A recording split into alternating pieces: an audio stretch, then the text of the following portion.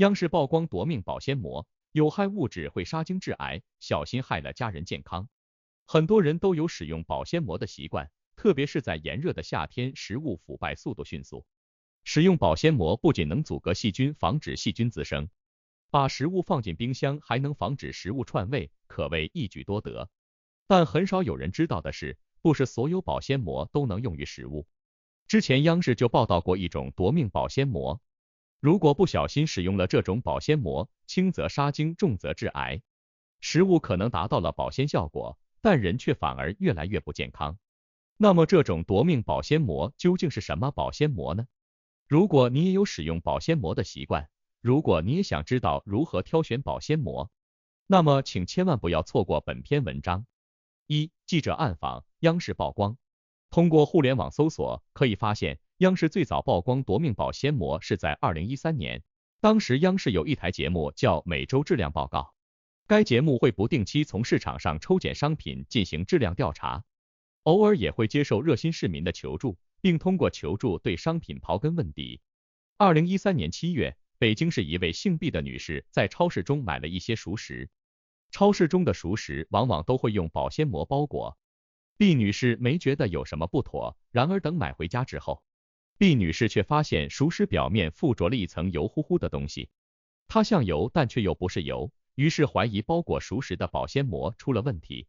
记得接到求助之后，迅速赶赴现场，发现该保鲜膜采用的是市面上最常见的 PVC 保鲜膜，很多超市与家庭使用的保鲜膜也都是此款保鲜膜。记者也不清楚为什么会出现油乎乎的问题。后来经过专家鉴定才知道 ，PVC 保鲜膜在制作过程中会加入大量塑化剂，而塑化剂并没有通过化学键结合的方式掺杂在聚合物中，所以容易受到环境因素的干扰析出，包括时间、温度和酸碱值等等。特别是接触非极性油脂时，容易产生溶解现象。溶解后的产物便是毕女士看到的油乎乎的东西。为什么央视会将此种保鲜膜称之为夺命保鲜膜？主要在于塑化剂对于人体危害极大，特别是这种容易发生溶解的塑化剂，人一旦接触过多，其生物毒素会造成人体内分泌失调，降低雄性激素活性，阻碍生物生殖机能。对于男性而言，不仅会造成精子数量异常，还会使得睾丸受损。此外，塑化剂家族庞大，如果不良厂商使用了含双酚 A 的塑化剂，那么根据现有研究来看，双酚 A 还具有前列腺癌、白血病等癌症的致癌性。显而易见，长期使用此类夺命保鲜膜，对人体健康损害反而更大，还不如不用保鲜膜来得好。可悲的是，当记者暗访来到毕女士购买熟食的某超市，询问超市营业员熟食能不能用 PVC 保鲜膜时，超市营业员竟然回答能用，并且还表示他们一直用这个，从来没听说过保鲜膜不能包熟食。这说明仍有很多保鲜膜使用者对于保鲜膜潜在的风险一无所知。二、明知有害，为何添加？说到这里，或许大家心中会有一个疑问，既然塑化剂对人体是有害的，而保鲜膜这种产品要经常接触食物，厂家明明知道塑化剂对健康不利，为何还要剑走偏锋，非要使用塑化剂和消费者健康过不去呢？还真别说，央视记者也想到了这个问题。于是来到北京市某保鲜膜生产企业进行调查。根据国家相关法律规定，法律允许添加的塑化剂种类是 DOA。当记者询问保鲜膜生产企业工人塑化剂添加种类是什么时，工人的回答正是 DOA。可问题是 DOA 塑化剂对人体几乎是无害，而在保鲜膜里检测出来的塑化剂是 DHA。如果工人没有撒谎，那么保鲜膜里也应该检测出 DOA 塑化剂成分才对。前后逻辑不一，究竟怎么回事？记者注意到工厂所用塑化剂原料包装桶上都标有大大的 DOA 字样，便试探性询问工人这些原料都是从哪里采购。工人如实告知了原料生产厂商，随后记者便直接按照原料桶上的地址，找到了生产 DOA 塑化剂的企业。当记者向该企业表明来历之后，一名业务部经理接受了记者的采访。该业务部经理告诉记者，塑化剂原料大部分都是 DOA， 但也含有 DHA， 并且该业务部经理表示，各个厂商都是这么做的，因为 DOA 的生产原料是正新醇，正新醇价格昂贵，而 DAHA 的生产原料是异辛醇，相对而言价格几乎便宜1/3。至此真相大白，让我们来捋一捋为什么厂家明知塑化剂有害也要添加。首先 ，PVC 材料属于硬质材料，要想制成柔软的保鲜膜，必须添加塑化剂，这是厂商添加塑化剂的主要原因。不过大家要知道，并非所有塑化剂对人体都有害。比如国家所允许的 DOA 塑化剂就是一种较为安全的塑化剂。然而部分不良厂家为了节省成本，多赚几两碎银，会表面上遵守国家相关规定，实则偷偷添加对人体有害的劣质塑化剂 DAHA。由于伴随着道德与法律的风险，这些生产厂家不会将 DAHA 在包装上体现出，这也导致了下游企业在使用 PVC 保鲜膜时对安全问题毫无戒备，进而才出现了超市将保鲜膜用于包裹熟食的情况。所以超市方面是被蒙在鼓里的，顾客也是被蒙在鼓里。超市没有错，使用了 PVC 保鲜膜的顾客也没有错，错的是那些置良心与道德不顾的黑心企业。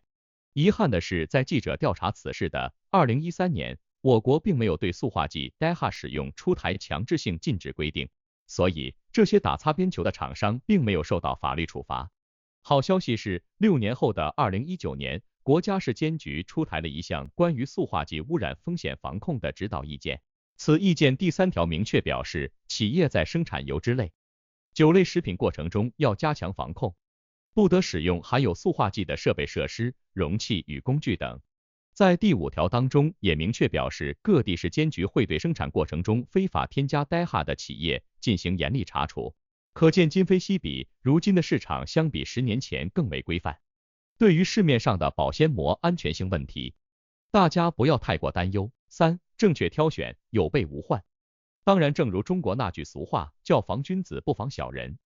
法律的出台对于守法企业而言是有用的，而对于那些利欲熏心、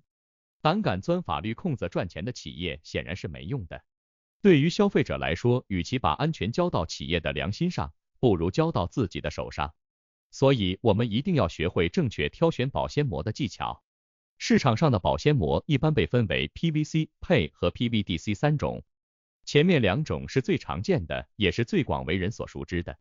后一种不太常见，但却是最为推荐的。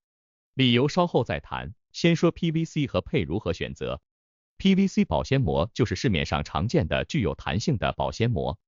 它色泽微黄，用力拉扯或揉搓也不容易断裂。如果手上带水带油，此类保鲜膜还特别容易粘在手上。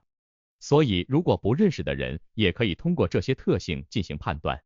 此外 ，PVC 保鲜膜还有一个鲜为人所知的特点，那就是火烧之后火焰呈黑色，烟也是黑烟，并且伴有刺鼻气味。离开火源之后会立马熄灭。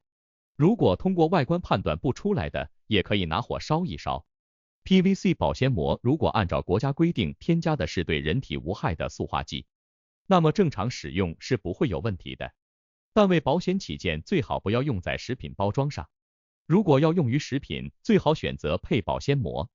相比起 PVC 保鲜膜，PE保鲜膜虽然外表上也都是无色透明，但它的透明度更差，看起来近乎于白色，且弹性很小，用手一拉特别容易断裂。这是因为它当中并没有添加塑化剂，对人体显然更为健康，可以用在食物上。如果从外观无法判断PE保鲜膜，也可以通过火烧的方式。PE保鲜膜被火点燃之后，火焰呈黄色，没有刺鼻味道，会滴油，而且离开火焰之后还能继续燃烧。最后再说一说不常见的 PVDC 保鲜膜，之所以最为推荐，是因为它是偏2氯乙烯的菌聚物，它的化学性质非常稳定，不仅耐酸耐碱，而且还不溶于油和有机物。更厉害的是，它的回潮率非常低，不受霉菌、细菌和昆虫损害的影响。把 PVDC 保鲜膜用于食品包裹，显然是不二之选。